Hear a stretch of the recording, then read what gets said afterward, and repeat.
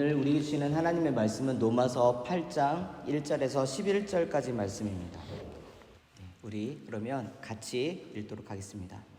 그러므로 이제 그리스도 예수 안에 있는 자에게는 결코 정죄함이 없나니 이는 그리스도 예수 안에 있는 생명의 성령의 법이 죄와 사망의 법에서 너를 해방하였음이라.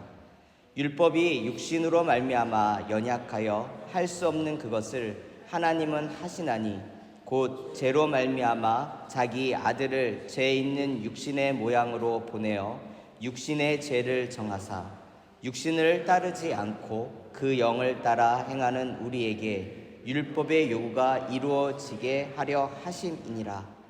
육신을 따르는 자는 육신의 일을, 영을 따르는 자는 영의 일을 생각하나니 육신의 생각은 사망이요 영의 생각은 생명과 평안이니라. 육신의 생각은 하나님과 원수가 되나니 이는 하나님의 법에 굴복하지 아니할 뿐 아니라 할 수도 없음이라. 육신에 있는 자들은 하나님을 기쁘시게 할 수 없느니라. 만일 너희 속에 하나님의 영이 거하시면 너희가 육신에 있지 아니하고 영에 있나니 누구든지 그리스도의 영이 없으면 그리스도의 사람이 아니라. 또 그리스도께서 너희 안에 계시면 몸은 죄로 말미암아 죽은 것이나 영은 의로 말미암아 살아있는 것이니라. 예수를 죽은 자 가운데서 살리신 이의 영이 너희 안에 거하시면 그리스도 예수를 죽은 자 가운데서 살리신 이가 너희 안에 거하시는 그의 영으로 말미암아 너희 죽을 몸도 살리시리라. 아멘. 오늘 우리가 읽은 이 로마서 8장은 복음 중에 복음. 어떠한 성서학자들은 만약에 성경이 다 사라지는 그런 일이 있다 할지라도 로마서 8장만 있으면 우리가 예수 그리스도의 복음과 은혜가 무엇인지를 아는데 충분하다라고 얘기할 수 있을, 그렇게 칭찬할 정도로 이 로마서의 이 8장에 대한 중요성은 매우 뛰어납니다. 이 로마서 8장을 이해하려면 로마서 7장과 함께 맞물려서 갑니다. 우리는 로마서 7장에서 바울이 성도들에게 그리고 오늘 우리들에게 했던 질문들을 한번 생각해 봐야 됩니다.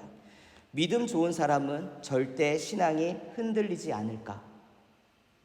하나님의 큰 능력을 체험했던 사람은 결코 낙심하지 않을까? 이 질문을 로마서 7장에서 이렇게 하고 있습니다.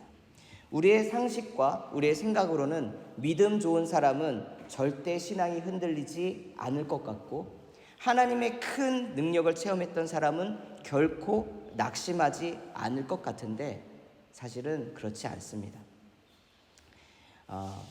우리의 사람이, 인간이 아무리 믿음이 좋았다 할지라도 때로는 넘어지고 쓰러질 때가 있고 시험에 빠질 때도 있고 유혹에 빠질 때도 있습니다.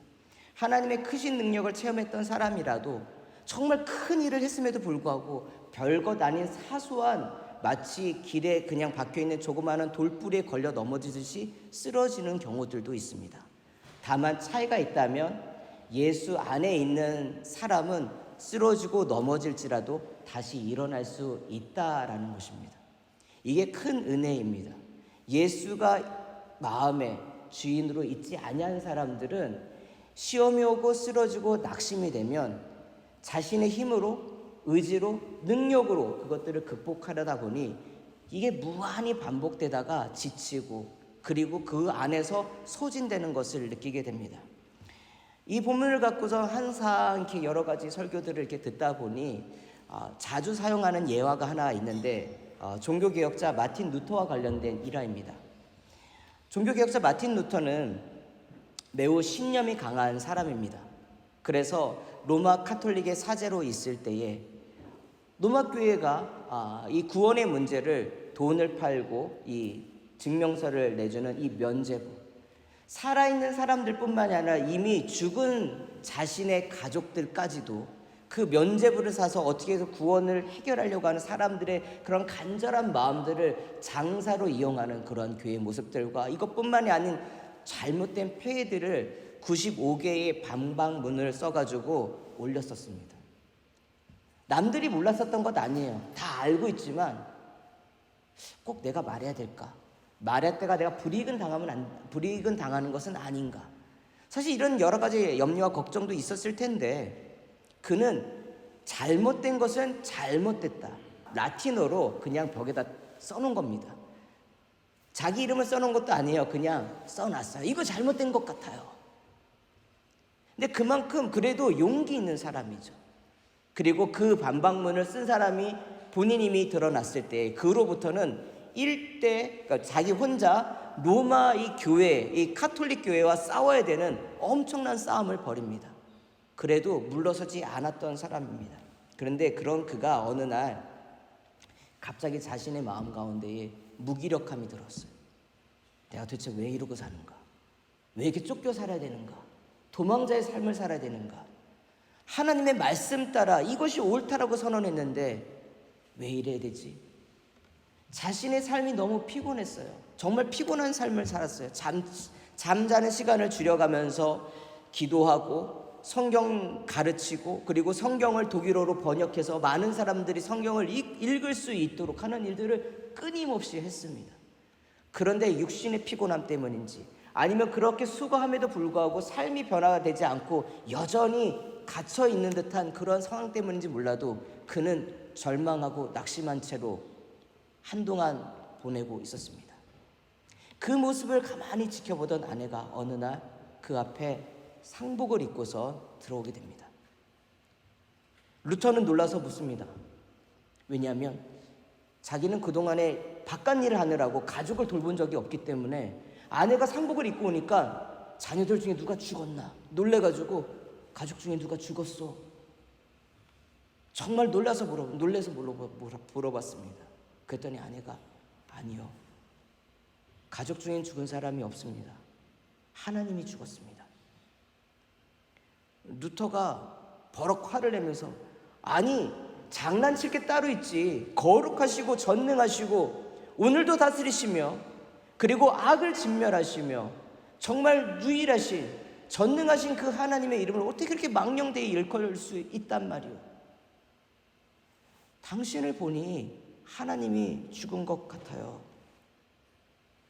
하나님은 지금도 살아계셔서 우리를 다스리고 주관하시죠. 그런데 당신은 지금 왜 이렇게 절망하고 낙심하고 있나요? 하나님이 죽지 않았다면 당신이 그렇게 절망한 이유가 무엇이 있겠습니까? 그 이야기를 듣고 루터는 상황이 바뀐 건 아닌데 나의 믿음이 약해졌구나. 나의 생각이 잘못되었구나. 다시 마음을 변해서 다시 한번 굳건한 믿음을 가지고 죽는 날까지 자신에게 맡겨진 그 사명을 잘 감당했다라고 합니다. 종교개혁 당시 루터가 외쳤던 것이 오직 믿음으로입니다. 그리고 루터가 가장 강조했던 성경이 있다면 로마서 말씀이죠. 흔들리고 낙심했던 적이 그가 있습니다. 그러나 그는 그 모든 환경 속에서 오직 예수를 믿는 그 믿음 안에서 자신의 삶을 주님께서 주신 그 소명을 가지고 살아갔던 사람입니다. 굳건한 믿음과 담대한 용기를 가지고 살았던 그지만 그러나 분명한 것은 그도 낙심하고 절망하던 그러한 사람이었었고 어느 순간 낙심하고 자신에게 찾아온 그 우울증으로 인하여 스스로 만든 감옥에 빠져서 괴로워도 했던 그런 사람이라는 것입니다. 97년도에 한국에 선교사님 이름 모르겠어요. 근데 그 당시에 그분께서 엘리야를 가지고선 말씀을 전하셨어요. 근데 그 당시 제가 처음 들었던 말이 뭐냐면 우울증이라는 단어를 그때 처음 들었습니다. 97년도에. 그 전까지는 그런 단어가 그런 병이 있는지도 몰랐어요. 엘리야가 갈멜사에서 큰 승리를 하고 난 다음에 그리고 난 다음에 이세벨을 자기를 죽이려고 하니까 어떻게 합니까? 그 수많은 바알과 아세라 선지자를 죽였던 그리고 하늘로부터 불이 내려와서 정말 하나님의 크신 능력을 보였던 그 엘리야인데 고작 한 여인이 왕도 아니라 여왕이지만 그 여인이 자기를 죽인다고 하니까 겁나서 도망쳤다라는. 근데 도망치는 게 한 도망치는 것이 아니라 계속 자신이 살 자리를 찾아서 도망갑니다. 그러다 어느 순간 되니까 하나님 앞에 나를 데려가 달라고. 한마디로 내 생명을 이제는 걷어가다. 이제 지쳤다. 힘들다.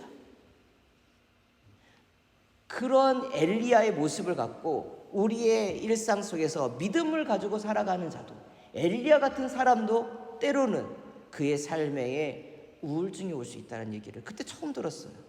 근데 오늘날에는 우울증 얘기를 많이 듣는데 그때 당시 그 얘기를 들을 때 쇼킹했습니다. 아, 그럴 수도 있구나. 바울도 마찬가지. 7장에 나오는 바울의 내면의 고민들은 그가 이전에 했었던 것입니다.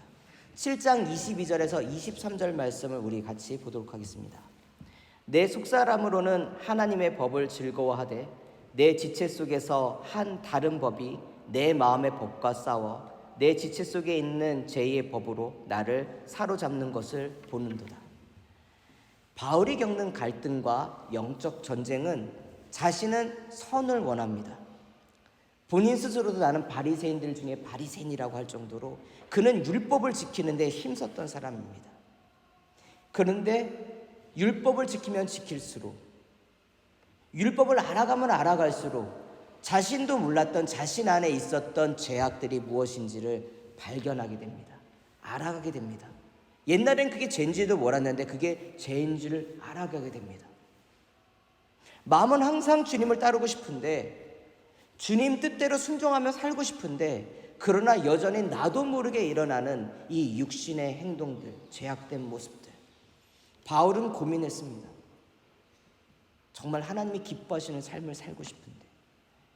그런데 이 질문은 바울만이 하는 고민이 아니라 어쩌면 성실하게 하나님을 알아가고 섬기고 예배드리고 싶은 모든 이 땅의 그리스도인들이 하는 고민일 겁니다. 예수를 통하여 고민하지 않는 사람은 이런 고민을 하지 않아요. 아, 나 잘 살고 있지.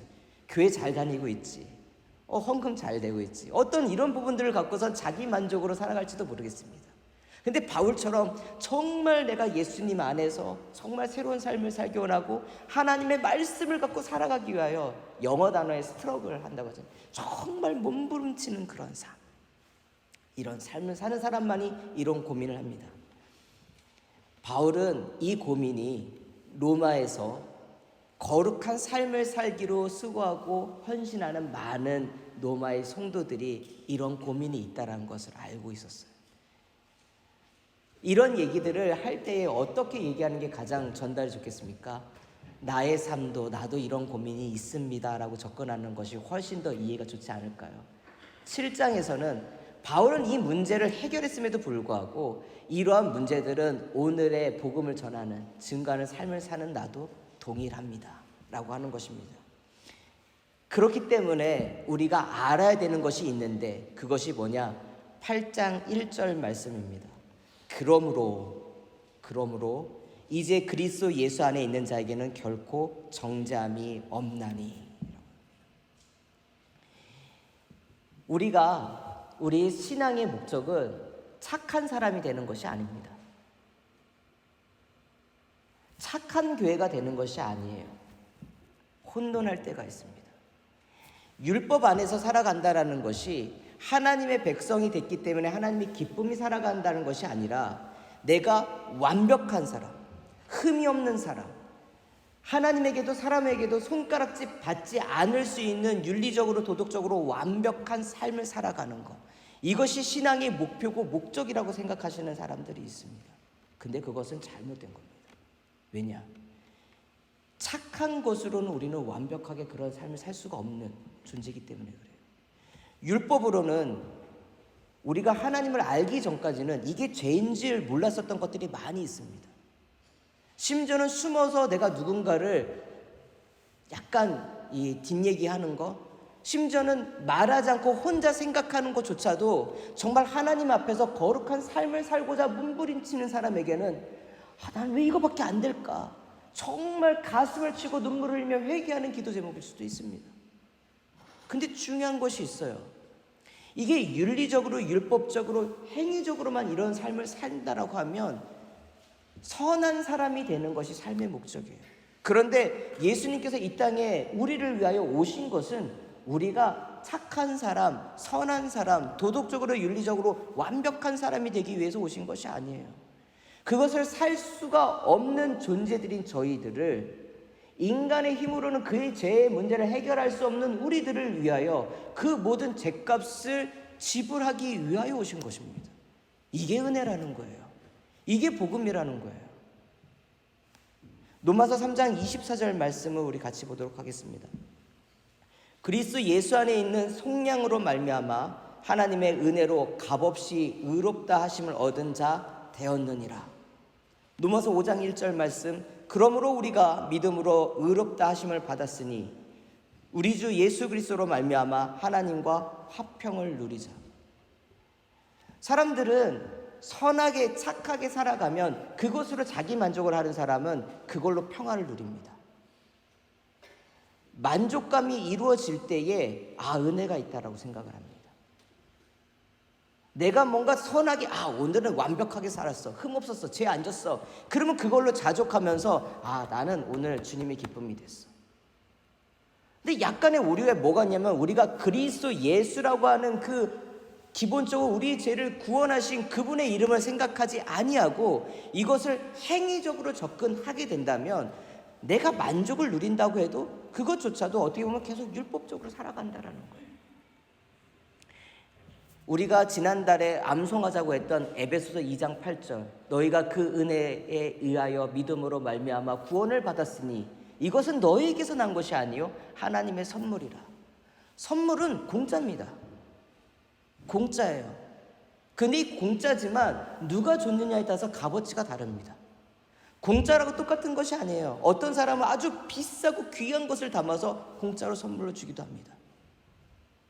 내가 이런 걸 받아도 될까?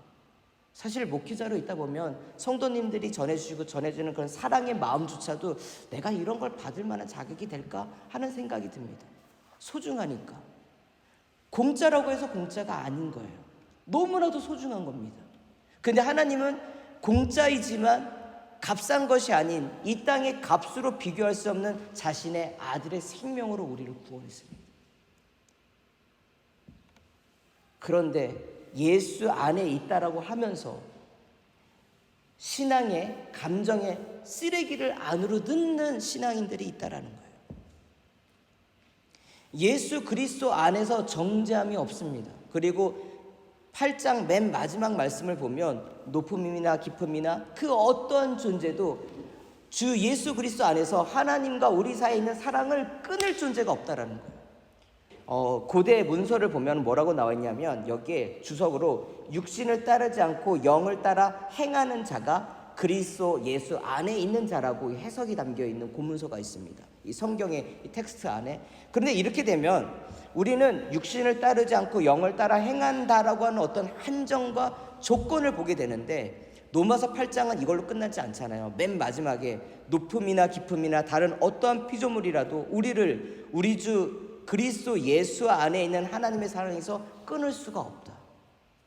근데 자꾸 나는 선한 것, 좋은 것, 뭔가 세상 사람의 기준을 따라서 신앙을 살아가고 믿음의 생활을 살아가다 보면 하나님이 나를 향한 사랑이 얼마나 큰 지불인지 그거를 놓쳐버려요.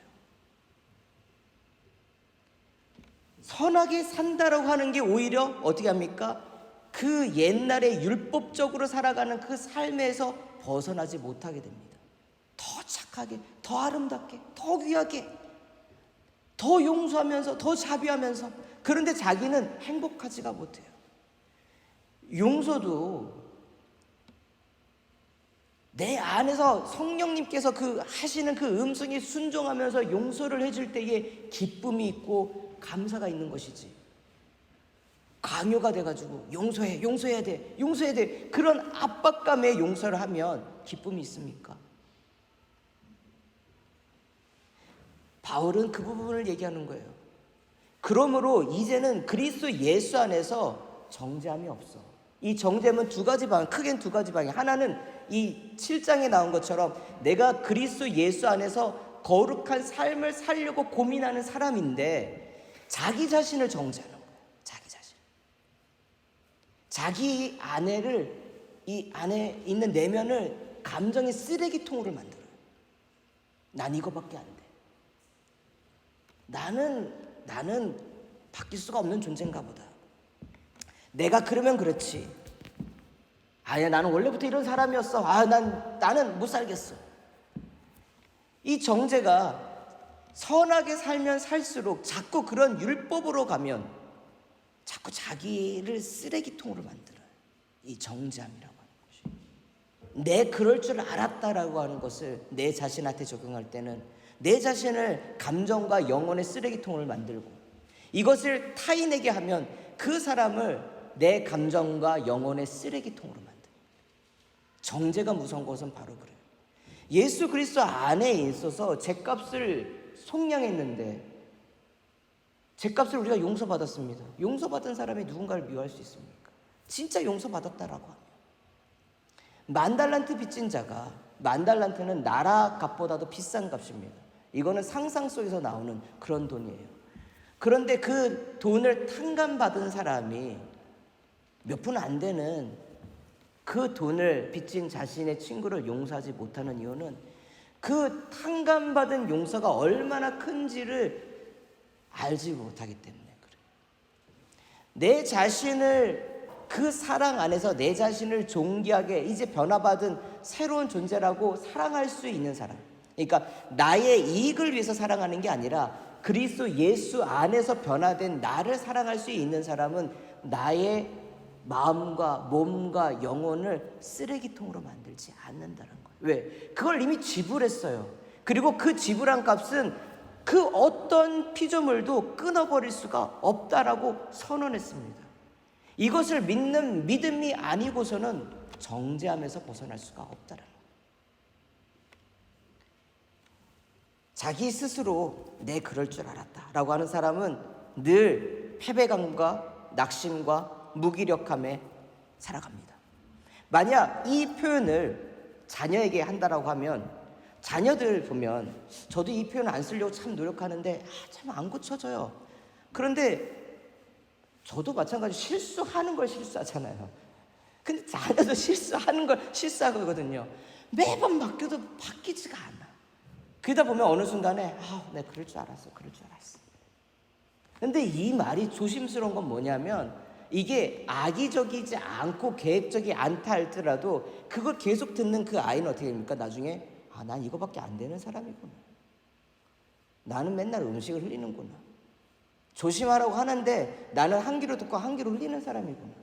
나는 아빠 엄마를 귀하고 존귀하고 사랑하는데 막상 아빠 말 엄마 말 잘 안 듣는 그런 사람이구나.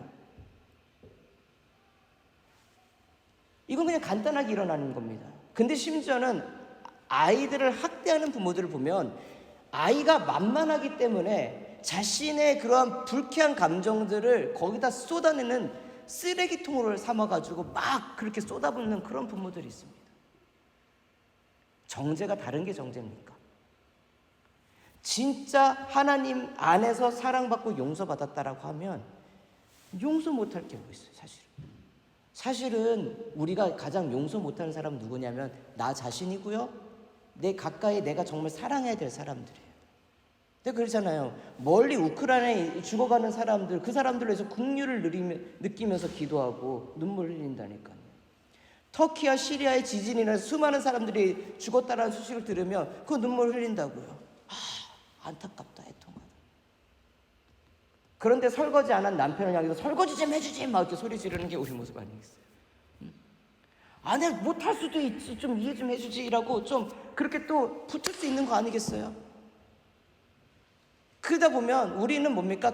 정죄라고 하는 것은 멀리 있잖아요. 그리스도 예수 안에서 정말 기뻐할 수 있고 좋아할 수 있는 생각이 아닌 내 육신의 생각을 따라서 행동하는 모든 말과 행동들과 영혼들의 생각들이 이 육신의 일들입니다. 그게 정죄입니다. 예수 그리스도는 그 모든 것을 이겨낼 수 있는 값을 지불하셨다라는 거예요. 이것을 믿는 믿음 없으면 우리는 육신의 생각을 할 수밖에 없는 존재입니다. 마음으로는 하나님의 법을 즐거워하며 그것을 행하기를 소원하지만 항상 죄의 법이 정말 착하게 살려고 하는 사람은 더 많이 끝입니다. 왜? 사단은 정죄하는 대상이거든요. 사단은 여러분들의 마음을 계속적으로 곤란하게 만들어요. 아프게 만듭니다. 왜? 착하니까. 야, 너 착하다면서. 여러분들 예배 드릴 때 어떻게 드립니까? 예배 팀원들이 느끼는 가장 큰 힘든 게 뭐예요? 아, 나 예배 인도할 수 있는 예배자의 자격이 있을까? 그런 거 아닐까요? 사실은 저 그런 예배 인도자로 섰을 때 그게 제일 힘들었어요. 제대로 살지도 않으면서 나가서 무슨 하나님을 찬양한다고. 사단은 그렇게 공격을 하는 거예요. 네가 무슨 예배자라고. 네가 언제부터 손 들고 찬양했다고. 언제부터 기뻐서 춤추며 찬양했다라고. 사단은 우리가 뭔가 하나님 앞에서 변화된 삶을 살 때마다 우리 위크 포인트를 자꾸 공략합니다. 그리고 우리는 그 정잠을 다해서 사단은 그렇게 생각을 넣어주면 행동은 뭡니까? 우리가 하게 만들어요. 근데 바울은 그 얘기하는 거예요. 행위로 율법으로 되는 것이 아니라 예수 그리스도께서 이미 그 값을 지불했다라고 하는 믿음 없이는 우리는 성령의 사람의 삶을 살 수 없다라는 거예요. 그러니까 믿는다라고 하는 건 정말 위대한 일입니다. 대단한 일이에요. 내 안에 선한 일을 하고자 하지만 내가 주인이 되어서 나오는 생각은 아무리 선할지라도 그건 율법이에요. 그러나 내 안에 그리스도가 주인이 되셔서 주님이 기뻐하시는 것을 내가 해야지 하는 생각들은 그건 영적인 일이에요. 예전에 사회적으로 크게 성공한 한 남성의 겪었던 결벽증에 대한 그 상담 기록을 읽은 적이 있습니다. 그는 자수성가한 사람입니다. 결혼은 못했어요. 노초감각입니다. 그런데 대기업에서 큰 임원이에요. 승승장구해서 더 이상 승진할 수 있는 자리가 거의 없을 정도로 최고 위에 올라가 있는 사람이었어요. 성실하고 착하고 주변 사람들에게 흠이 없는 사람이고요. 자신의 부모를 효도하고요. 자신이 돌봐야 될 동생들이 많은데 그 동생들을 다 키웠던 그런 대단한 사람입니다. 오늘날에 이런 분들이 있을지 모르겠어요. 근데 그가 어느 날부터인가 자신의 손에서 계란 냄새가 나기 시작했어요. 맨 처음에 그냥 약간 계란 비린내 정도로 생각을 했는데 씻어도 그 손에서 나는 그 계란 비린내를 씻어낼 수가 없어요. 향수도 뿌려보고 더 강한 향이 있는 세제를 사용했는데 자신의 손에서 나는 계란 냄새, 이 비린 냄새를 해결할 수가 없어요. 여러분들 이 냄새가 났을까요? 안 나요. 실제로 나는 냄새가 아니라 심리적으로 그가 자신의 손에서 냄새가 나는 거예요. 심리 상담을 해보니까 그가 왜냐면 그는 장남이에요. 그는 항상 최고의 엘리트의 삶을 살았고 가족을 부양하기 위해서 자기는 성공하지 않으면 안 된다라고 하는 압박 속에 살았습니다. 그리고 항상 그는 선한 사람이었어요. 남 피해주는 거 쉽습니다. 싫어했던 사람이에요. 가족에게 상처 주는 말 자기가 그냥 안고 가지. 그거를 누군가에 뱉어본 적이 없는 사람이에요. 큰 대기업의 최고위까지 올라갈 때에 다른 사람들은 누군가를 밟고 일어서고 올라가지만 그는 그렇게 하지 않는 삶을 살았습니다. 그러면서 그 안에 자신도 모르게 여러 가지 감정의 쓰레기들을 쌓아왔어요. 나는 착하게 살아야 돼. 나는 완벽해야 돼. 나는 성공해야 돼. 그것이 어떻게 보면 율법적으로 결벽증 같은 그런 일이 벌어지다 보니까 아무리 손을 깨끗이 씻고 씻어도 자신의 손이 지저분하고 자신의 손에서 냄새가 나는 증상이 나요. 얼마나 불쌍해요. 그런데 그 병이 생긴 게 왜 생겼냐면 그가 이제 늦지막게 사랑하는 사람이 생긴 거예요. 사랑하는 사람과 같이 결혼도 좀 해보고 싶은데 그 사람도 자기가 책임져야 된다라고 하는 생각이 드는 그 순간부터 그동안에 쌓였던 그 모든 짐까지 다 함께 오면서 결벽증이 이 자신의 표면으로 나타난 것입니다. 손바닥에서 난다는 계란 냄새, 자신 안에 쌓여져 있는 감정과 영혼의 그런 쓰레기들, 그것들을 해결하지 못하는, 인간의 법으로는 더 성공해야 되고 더 많이 벌어야 되는데 자기가 더 이상 올라갈 데가 없어요. 직장에서 회사의 오너가 되지 않는 이상은 더 이상 올라갈 자리가 없어. 내 사랑하는 그 사람을 위해서, 근데 그 사람을 데리고 왔을 때는 그 사람이 내 가족들과 겪어야 될 그런 불편함과 아픔들, 자기가 그것을 해결할 수가 없어요.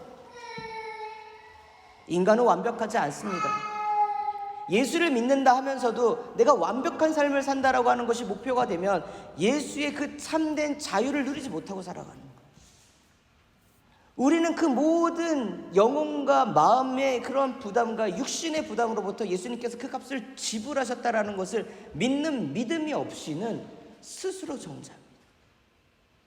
특히 어떤 사람들이 내가 이제 좀 새롭게 살아보고 싶어, 내가 이제 좀 변화되고 싶어. 근데 사단은 그런 사람을 공격해요. 왜? 내버려둬도 그냥 구원받지 않을 사람들은 건들지 않아요. 톨스토이 소설을 보면은 그런 얘기들이 나오잖아요. 사단들이 모여서 얘기를 하는데, 아무게 얘기하고 저렇게 얘기를 하는데, 야, 쟤는 내버려둬, 쟤는 알아서 지옥 갈 거야. 그런 대목이 나와요. 그런 사람들은 건들지 않아요. 그런데 정죄함은 누구에게 줍니까? 그 사람이 은혜 받을 만한 사람, 그 사람이 뭔가 변화될 수 있는 사람, 그 사람이 뭔가 삶 속에서 이번에 정말 획기적인 뭔가 회심이 일어나고 성장을 이룰 수 있는 사람들에게 영적인 도전을 줍니다. 여러분들, 그렇기 때문에 저는 이렇게 생각했으면 좋겠어요. 여러분들을 정죄하고 힘든 일이 이루어왔을 때 나는 원래 이런 존재가 아니라 내가 예수 그리스도 안에서 뭔가 큰 변화를 맞아야 될 시간이구나, 성장해야 될 시간이구나. 그리스도께서 내 모든 죄를 지불하셨다는데, 죄값을 지불하셨다는데, 그것을 굳건히 믿을 수 있는 더 큰 믿음을 내가 위해서 기도해야 되겠구나. 이게 우리 아름다운 교회 성도님들의 기도와 방향이 되었으면 좋겠어요. 9절 말씀을 보면 이렇게 나옵니다. 너희 속에 하나님의 영이 거하시면 너희가 육신에 있지 않고 영에 있나니. 우리는 이 로마서 8장을 보면 성령이라는 단어가 20번이나 나옵니다. 왜? 우리의 생각대로 살아가면 우리는 주님의 기쁨이 되는 것이랑 전혀 별개로 살아가기 때문에. 주님 예수 그리스도를 영접하면 우리 안에 성령님께서 거하십니다. 그 성령님께서 누구에게도 권하십니까? 앞에서 있지만 은혜를 받았다가 은혜를 놓쳐서 약간 방황하는 사람들은 그럼 성령이 있을까요? 없을까요? 있죠. 있을 뿐이에요. 있어요. 있는데 다만 듣지 못할 뿐이에요. 무시할 뿐이에요. 근데 끊임없이 얘기하신다, 성령님께서. 율법과 결벽한 그런 것으로는 우리는 하나님을 섬기지 않아요. 우리가 하나님께 나와서 예배 드릴 수 있는 것은 우리가 영과 진리로 예배를 드린다고 하잖아요. 이거는 우리 행위가 담겨 있는 게 아니라 영과 진리를 예수 그리스도께서 그거를 해결해 주셨기 때문에 우리가 영과 진리로 하나님께 예배를 드린다라고 하는 거예요. 예배조차도 하나님께서 하십니다. 오늘 로마서 8장 3절 말씀 보면 뭡니까? 이 모든 일은 육신으로 할 수 없고 하나님께서 하신다라는 거예요. 정죄로부터 이겨낼 수 있는 힘은 내 의지, 내가 그렇게 생각해야지, 그게 아니라 하나님 도와주세요. 하나님, 내 영혼을 무너뜨리는 그 작은 여우 좀 잡아주세요. 구해야 돼요. 누군가를 용서하는 거, 나 절대 내 눈에 흙이 들어올 때까지 용서할 수 없어? 예수 그리스도 안에서 죽으면 할 수 있어요. 흙이 들어온다는 건 죽는 거 아닙니까? 죽었지만 우리는 다시 살아나서 용서할 뿐만 아니라 사랑할 수 있는 존재가 됩니다. 여러분, 그렇기 때문에 오늘 말씀을 여기서 좀 정리한다면, 우리가 예수 그리스도 안에서 정죄함이 없는 삶을 산다라는 것은 하나님께서 그분의 아들을 통해 우리를 위하여 지불하신 그 값을 믿는 거예요. 그것은 세상의 어떤 존재도 끊거나 막을 거나 깨트릴 수 있는 것이 없습니다. 그러니 자유하십시오. 약하고 쓰러지면 주님과 함께 일어서면 되는 겁니다. 넘어질 수 있죠. 쓰러질 수 있죠. 근데 그게 끝이 아니잖아요. 주님께서 지불하셨으니까 일어나는 거예요. 그리고 기도 없이는 의지만으로 결코 할 수가 없습니다. 성령의 사람이라는 것은, 강조하는 것은 뭐냐면, 성령의 삶을 살기 위해서는 기도 없으면 절대 안 됩니다. 제가 항상 말씀을 강조하니까 저는 기도를 이렇게 중요시 않는다 생각하실지 모르겠지만, 기도가 없으면 바뀌지 않아요. 왜? 성령님께서 역사하심을 내가 뭘 놓고서 구합니까? 말씀 따라 이렇게 살아가는데 이 말씀 따라 살 수 있는 힘을 달라고 기도해야 될 거 아니에요.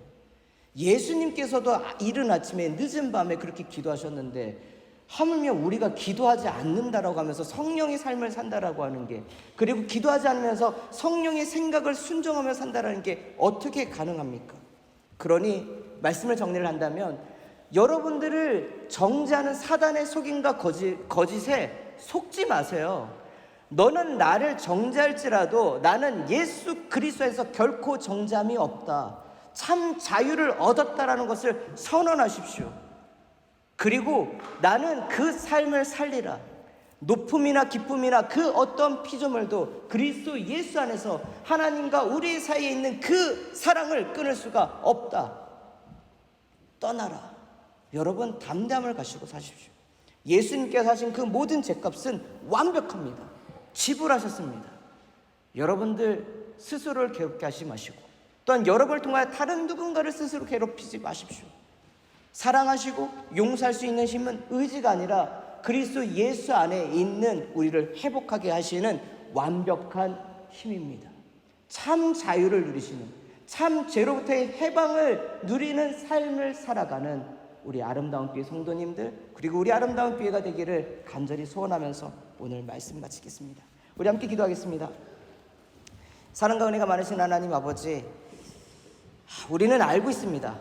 예수님께서 우리의 죄값을 지불하신 것이 단 한 번에 완벽하게 모든 것을 다 마쳤다라는 것을. 그런데 이것이 지식으로만 있다라고 하면 우리의 삶 속에서 나를 정죄하는 사단의 속임과, 또한 우리를 충동시켜서 누군가를 정죄하게 만드는 사단의 그러한 괴로움 속에서 우리는 중심을 잡지 못하고 과거의 육신의 옛 모습을 살아갈 수밖에 없는 존재입니다. 그러나 주님, 우리는 다시 한번 주의 말씀을 듣고 믿습니다. 선언합니다.